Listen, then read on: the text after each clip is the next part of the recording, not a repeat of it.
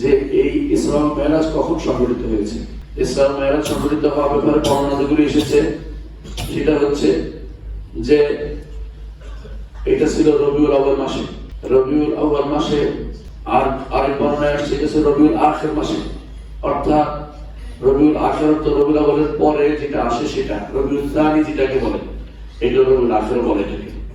তো এর অর্থ হচ্ছে ইসরা ও মেরাজ রজব মাসের ব্যাপারে 3 নম্বর বর্ণনা হচ্ছে রজব মাসে আসছে।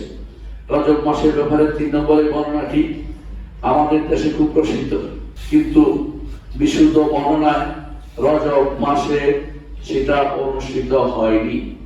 অথচ আমরা এখন রজব মাসে আছি। এই মাসে মানুষ বিভিন্ন রকমের কাজ করে থাকে। এই কাজগুলি কোনটাই আল্লাহ তাআলার পক্ষ থেকে অনুমোদিত না। সেটা কি রজব পালন করার বিষয় নয়, 1 নম্বর। দ্বিতীয়ত, লাইলাতুল মেরাজ ধরে নিয়ে এটা পালন করার জন্য কেউ কেউ অনুষ্ঠান করে থাকে, এটার কোনো বৈধতা নেই।